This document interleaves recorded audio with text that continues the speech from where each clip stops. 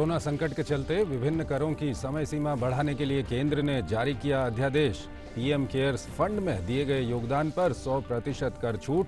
30 जून तक किए गए निवेश को भी इस वित्तीय वर्ष में किया जाएगा शामिल।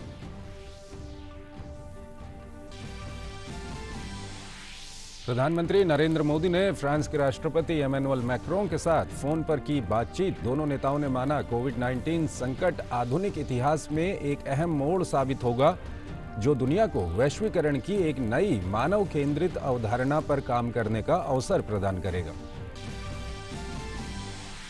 दिल्ली में एक धार्मिक जमावड़े में शामिल करीब 100 लोगों में कोरोना संक्रमण की पुष्टि। इनमें से 50 लोग तमिलनाडु से।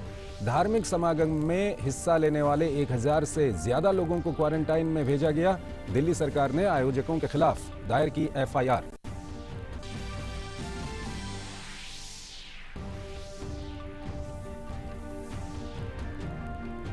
देश में कोरोना के कारण एक्टिव मामलों की संख्या हुई 1238। संक्रमण के कारण 35 लोगों की मौत। इलाज के बाद 123 लोगों को दी गई छुट्टी। दुनिया भर में जारी है कोरोना के खिलाफ जंग। बुरी तरह प्रभावित इटली और स्पेन में कोरोना का असर हुआ थोड़ा कम। अमेरिका में कोरोना से मरने वालों का आंकड़ा 3800 के पार। राष्ट्रपति डोनाल्ड ट्रंप ने चेताया, कहा अगले 2 हफ्ते होने वाले हैं बेहद गंभीर।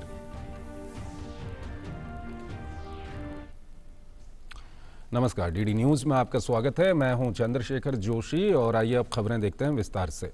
सरकार ने कोरोना वायरस से निपटने को लेकर पीएम केयर्स कोष में योगदान पर आयकर में 100% कटौती की घोषणा की है।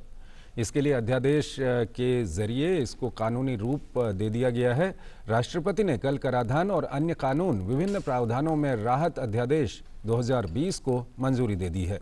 इस अध्यादेश के जरिए पीएम केयर्स फंड में दिए गए योगदान पर भी उसी तरह 100% की कर छूट देने का प्रावधान किया गया है, जैसी छूट प्रधानमंत्री के राष्ट्रीय राहत कोष में योगदान देने पर मिलती है। इस संकट के दौरान करदाताओं और कारोबारियों को आयकर, जीएसटी, सीमा शुल्क एवं उत्पाद कर रिटर्न भरने, आयकर छूट पाने के लिए विभिन्न निवेश और भुगतानों के मामले में राहत देने के लिए सरकार ने अध्यादेश जारी किया है।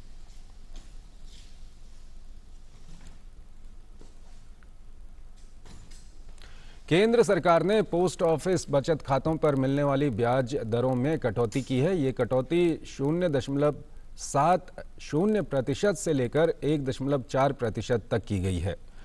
पीपीएफ, सुकन्या समृद्धि योजना से लेकर किसान विकास पत्र पर इंटरेस्ट में कटौती की गई है। नए बदलावों के तहत वरिष्ठ नागरिक जमा योजना पर ब्याज दर 8.6% से घटकर 7.4% हो गई है। इसके अलावा पीपीएफ पर 7.8 की जगह 7.1% का ब्याज मिलेगा और सुकन्या समृद्धि योजना पर ब्याज दर घटकर 7.6% कर दी गई है।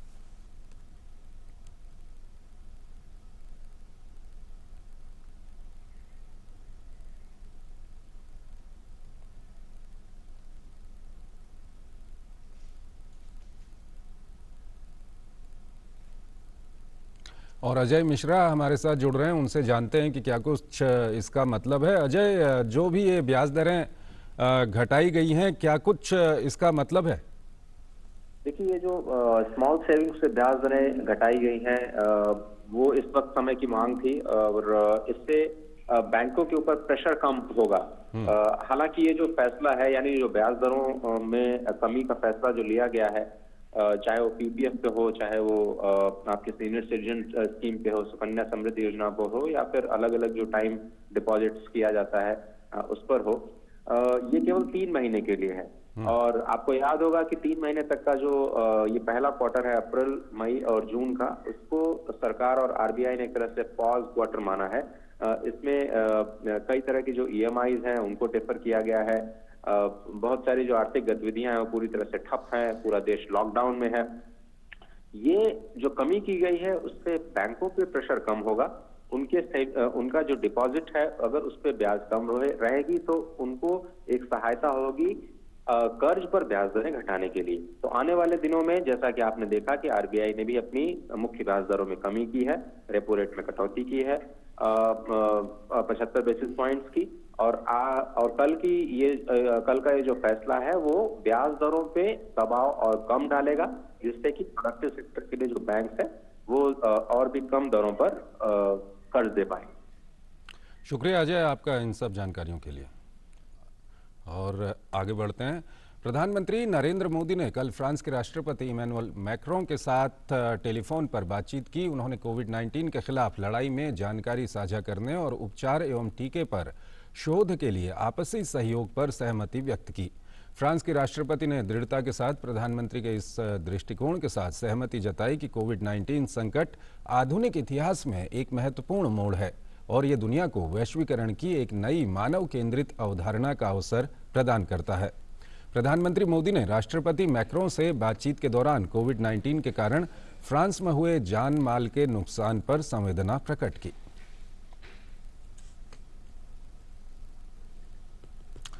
देश में कोरोना की स्थिति गंभीर होती जा रही है। देश भर में कोविड-19 के एक्टिव मामले 1238 हो गए हैं। इसमें से 123 लोग इलाज के बाद ठीक होकर अपने घरों को जा चुके हैं, जबकि वहीं 35 लोगों ने इस खतरनाक वायरस के संक्रमण की वजह से अपनी जान गंवा दी है। नितेंद्र सिंह हमारे संवाददाता हमारे साथ जुड़ रहे हैं, लगातार नजर बनाए हुए हैं जब से ये पूरा मामला शुरू हुआ है तब से। नितेंद्र, अगर आज इस वक्त की स्थिति की बात करें तो क्या कुछ स्थिति देश में बनी हुई है? देखिए, देश में स्थिति यह है कि लास्ट 4-5 दिनों में या फिर एक हफ्ते में केस बढ़े हैं, और वो केस इसलिए भी बढ़े हैं क्योंकि निगरानी काफी तेज की गई है, और जितने भी लोग प्रभावित देश से आए हैं और जो लोग इंक्यूबेशन पीरियड कंप्लीट कर लिए 14 दिन का, उनके सिम्टम्स देखने में आ रहे हैं, और उनको जब निगरानी में रखा गया तो इस वजह से ये केसेस देखने में आ रहे हैं। हालात बिल्कुल नियंत्रण में है। लोग अगर सतर्क रहें, अपने घरों में रहें, और जो 21 दिन का लॉकडाउन है, जो स्टे होम का जो सरकार की प्रयास है, उसको पालन करें तो स्थिति को और नियंत्रण करने में काबू पाया जा सकता है। और अगला एक हफ्ता 10 दिन काफी इंपॉर्टेंट है इस लिहाज से कि जो लोग भी विदेश से आए हुए हैं और उनका इंक्यूबेशन पीरियड कंप्लीट हो जाएगा, और उनके संपर्क में जो लोग आए हैं उनका जब ये टाइम पूरा हो जाएगा तो जो अगर सिम्टम जो संक्रमित हुए होंगे उनके सिम्टम भी आ जाएंगे, उनकी ट्रीटमेंट भी हो जाएगी, तो और घरों में जो रहने का पालन करेंगे लोग, तो बाकी लोग दूसरे से प्रभावित नहीं होंगे। तो जो लोग अगर संक्रमित हैं उनका ट्रीटमेंट हो जाएगा, तो निश्चित तौर पे एक अच्छी खबर ये रहेगी कि बाकी दूसरे लोग उससे प्रभावित नहीं होंगे। शुक्रिया आपका नितेंद्र इन सब जानकारियों के लिए। और इस सब के बीच देश में कोविड-19 के संक्रमण को रोकने के लिए सरकार हर मुमकिन कोशिश कर रही है। दिल्ली के निजामुद्दीन इलाके में आयोजित हुए तबलीगी जमात के आयोजन के मामले में केंद्रीय गृह मंत्रालय ने सख्त रुख अपनाया है।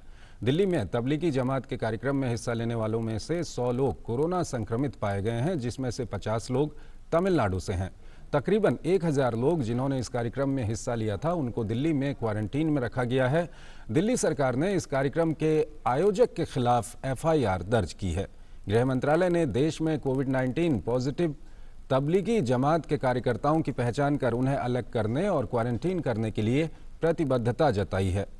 दरअसल गृह मंत्रालय ने तेलंगाना में कोविड-19 पॉजिटिव मामलों के सामने आते ही 21 मार्च 2020 को सभी राज्यों के साथ भारत में जमात कार्यकर्ताओं का विवरण साझा किया था।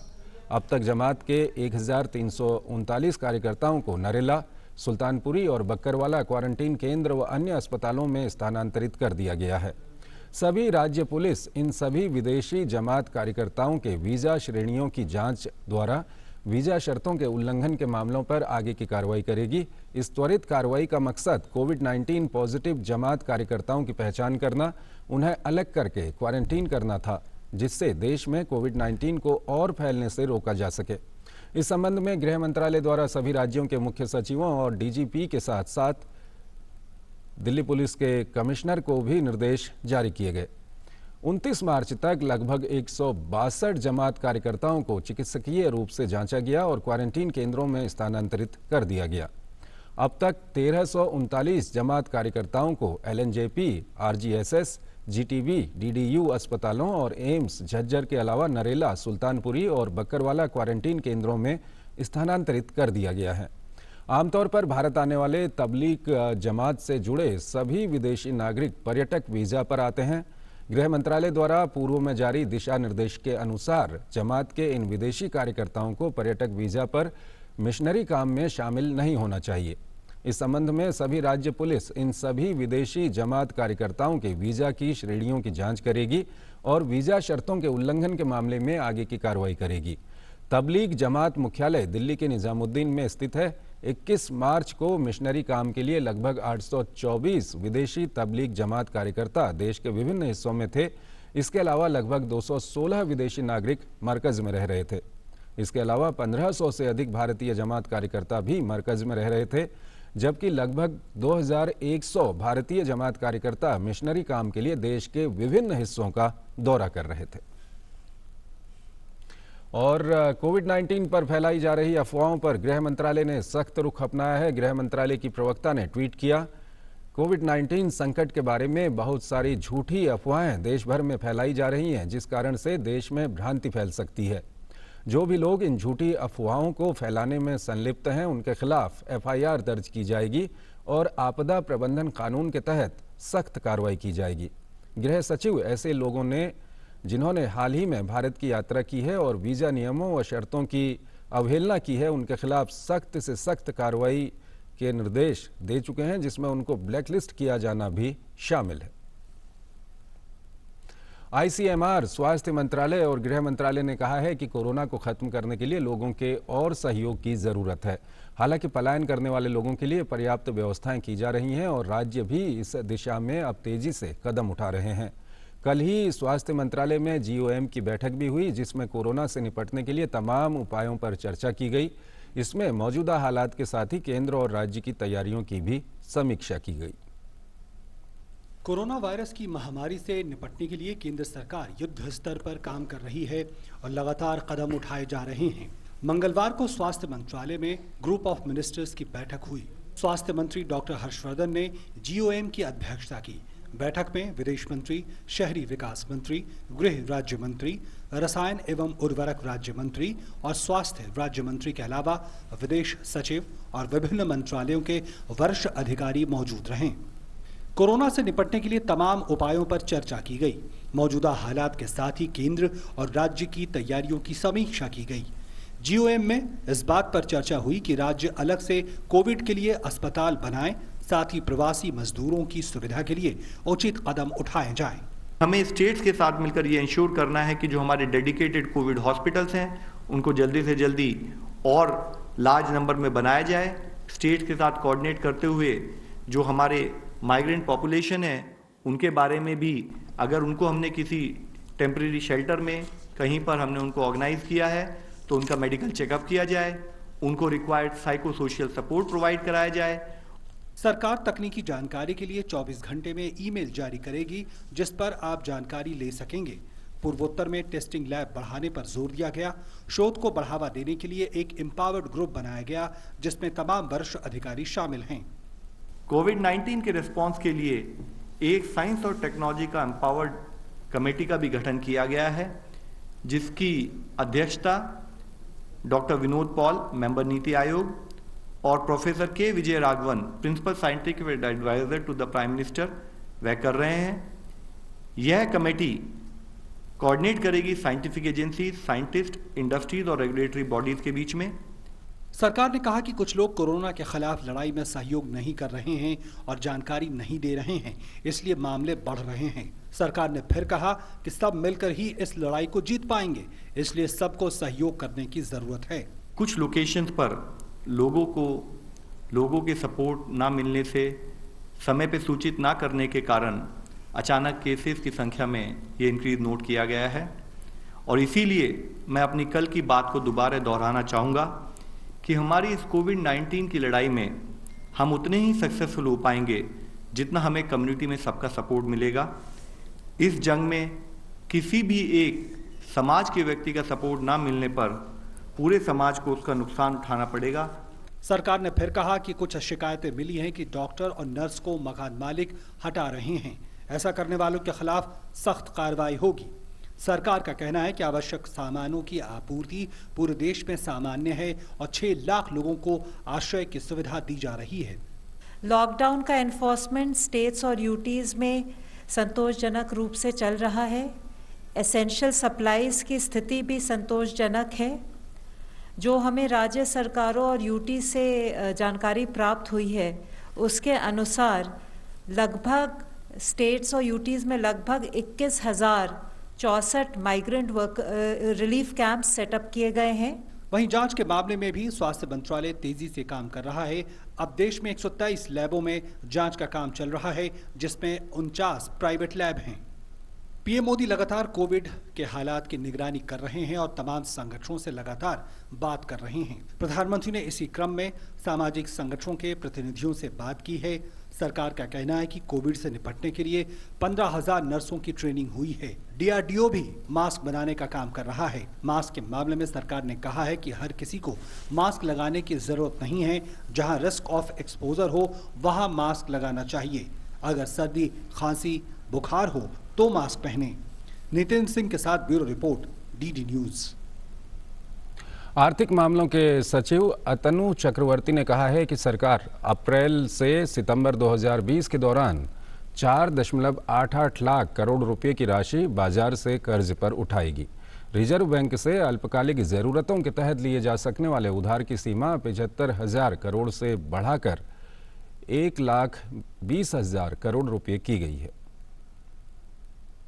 Out of gross borrowing of 7.8 lakh crore, it's proposed to borrow 4.88 lakh crore, that is 62.56% in H1 FY21 as compared to 62.25% that was done for the corresponding year. The proposal is to issue securities in 2, 5, 10, 14, 30 and 40-year securities, along with FRBs of a tenor of 13 years. The T-bill weekly borrowing would be rupees 25,000 crore. Net borrowing of during Q1 would be 1,37,000 crore. सरकार का कहना है कि कोविड-19 से पैदा हुए हालात से निपटने के लिए सरकार पूरी तरह से प्रतिबद्ध है और किसी भी जरूरत के लिए पैसे की कोई कमी नहीं है। सरकार ने कहा है कि वो स्वास्थ्य, गरीबों और उद्योग जगत के लिए सभी जरूरी कदम उठाएगी। The government is committed to meet its requirements fighting COVID-19, whether on account of health issues or on account of protecting the economy and also providing the necessary stimulus at any point of time. The entire borrowing program has been designed in that fashion. Delhi सरकार ने corona virus प्रकोप के मद्देनजर करीब 20,000 घरों को home quarantine के तौर पर चिन्हित किया है। उपराज्यपाल अनिल बैजल ने ट्विटर पर कहा कि राष्ट्रीय राजधानी में सामाजिक दूरी सुनिश्चित करने के लिए खाद्य वितरण केंद्रों की संख्या बढ़ाई जाएगी। बैजल ने कोविड-19 से निपटने के उपायों पर चर्चा के लिए मुख्यमंत्री अरविंद केजरीवाल, मुख्य सचिव विजय कुमार देव और पुलिस आयुक्त के साथ वीडियो कॉन्फ्रेंसिंग के जरिए बैठक की। उन्होंने ट्वीट किया, ये तय किया गया है कि खाद्य वितरण केंद्रों की संख्या वर्तमान 500 से बढ़ाकर 2,500 की जाएगी ताकि सामाजिक दूरी का प्रभावी रूप से पालन किया जा सके। GNCTD ने 20,000 से ज्यादा घरों की पहचान कर उनको पृथक रखने के लिए चिन्हित किया है। केंद्र ने कल उच्चतम न्यायालय को सूचित किया कि कोरोना वायरस की समस्या से निपटने के लिए सरकार द्वारा समय रहते उठाए गए एहतियाती कदमों की वजह से अभी तक इसे नियंत्रित किया जा सका है। सरकार ने साथ ही ये भी कहा कि इस समय इस चुनौती से निपटने के मामले में फर्जी खबरें एकमात्र सबसे बड़ी बाधक बनी है। सुप्रीम कोर्ट ने केंद्र से कहा है कि कोरोना संक्रमण से जुड़ी अफवाहों और गलत खबरों पर रोक लगाने के लिए अपनी विशेष इकाई को अगले 24 घंटे में शुरू कर दें, जिससे लोगों को लगातार सही जानकारी मिलती रहे और अफवाहों से पैदा होने वाली अफरा तफरी पर रोक लग सके। सॉलिसिटर जनरल तुषार मेहता ने कोर्ट को बताया कि सरकार पहले से ही संक्रमण को रोकने के लिए कदम उठा रही है। कोविड-19 संक्रमण के बारे में खबरें 5 जनवरी 2020 को आई। भारत में पहला मामला पाए जाने से पहले ही 17 जनवरी से ही इस संबंध में तैयारियां शुरू हो चुकी थी। ज्यादातर देशों ने थर्मल स्क्रीनिंग भारत के बाद शुरू की।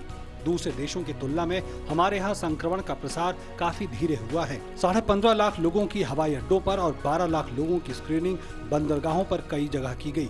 अब तक 3,48,000 लोगों को निगरानी में रखा जा चुका है। सॉलिसिटर जनरल ने कोर्ट से कहा कि इस वक्त फेक न्यूज सबसे बड़ी समस्या है और इससे निपटने के लिए सरकार एक अलग यूनिट गठित कर रही है। इस यूनिट की अध्यक्षता हेल्थ मिनिस्ट्री के जॉइंट सेक्रेटरी लेवल के अफसर करेंगे और इसमें हेल्थ एक्सपर्ट्स और एम्स समेत कई अस्पतालों के सीनियर डॉक्टर्स शामिल होंगे। ये पैनल लोगों के सवालों का जवाब देगा ताकि वो गलत जानकारी के शिकार न हो। इस बीच सॉलिसिटर जनरल ने दोहराया कि माइग्रेंट मूवमेंट को किसी भी तरह से अनुमति नहीं दी जा सकती।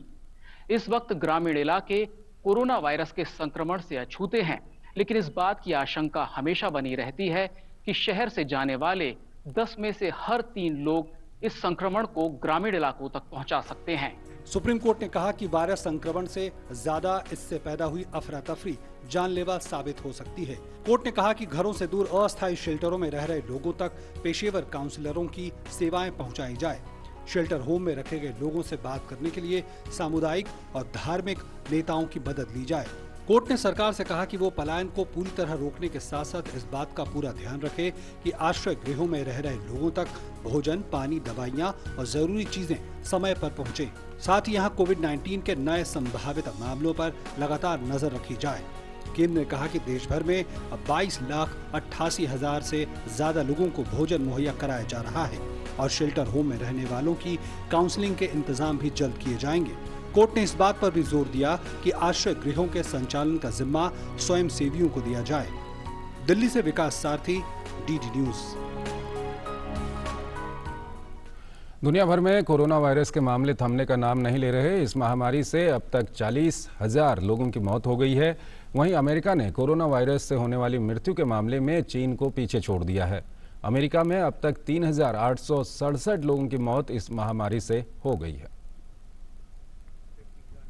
It's absolutely critical for the American people to follow the guidelines for the next 30 days. It's a matter of life and death, frankly. It's a matter of life and death. We're going to go through a very tough 2 weeks. And then hopefully, as the experts are predicting, as I think a lot of us are predicting after having studied it so hard, you're going to start seeing some real light at the end of the tunnel. But this is going to be a very painful 2 weeks. रूस में corona virus के बढ़ते मामलों को रोकने के लिए मंगलवार को लॉकडाउन का दायरा बढ़ा दिया गया और साथ ही 3 महत्वपूर्ण कानूनों को मंजूरी दे दी गई। क्षेत्रफल के लिहाज से दुनिया के सबसे बड़े देश रूस के कुल 85 में से अब 40 से अधिक क्षेत्रों में लॉकडाउन लागू कर दिया गया है। इनमें पूर्व में चीन की सीमा से लगा प्रिमोर्स्की क्राई और पश्चिम में कालिनिनग्राद क्षेत्र भी शामिल है। कोविड-19 की लड़ाई में तमाम बॉलीवुड सेलिब्रिटीज भी अपने संदेश दे रहे हैं स्वच्छता के नाम और अपनी सुरक्षा के लिए, ताकि ज्यादा से ज्यादा लोग अपने घरों में रहें और लॉकडाउन को सफल बनाकर कोरोना को मात दी जा सके।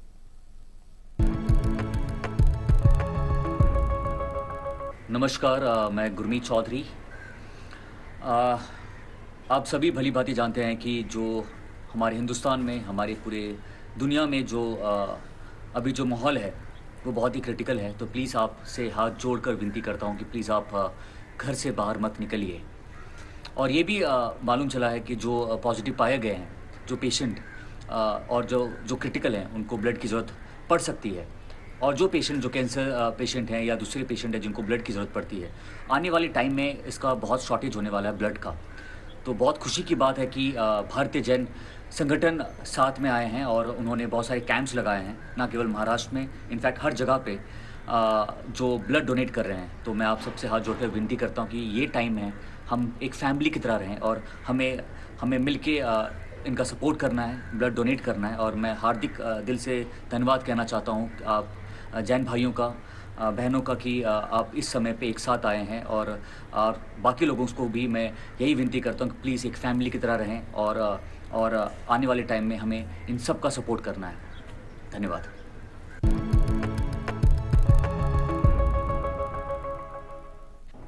नमस्कार, मैं हूँ रवीना टंडन और मेरी आपसे अपील है कि इस वक्त सुरक्षा बहुत ज़रूरी है। इसीलिए जरूरी है कि आप और आपका परिवार घर पर ही रहें।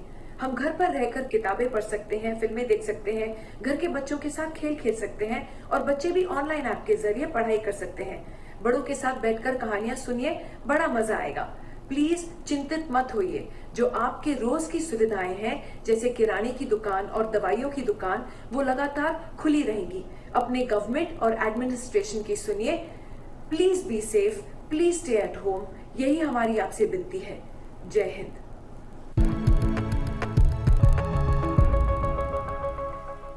सभी को मैं रिक्वेस्ट करता हूं, आपकी गवर्नमेंट, आपकी अथॉरिटीज सब कुछ आपकी भलाई के लिए कर रही है। Follow all the rules, stay at home.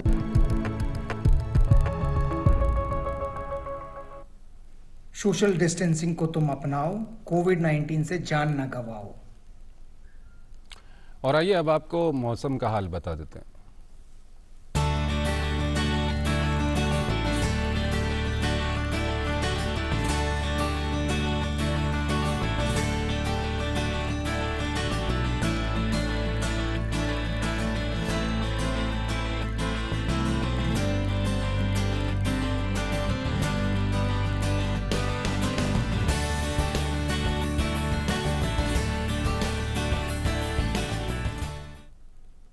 तो इस बुलेटिन में फिलहाल इतना ही। आप बने रहिए डीडी न्यूज़ के साथ। नमस्कार।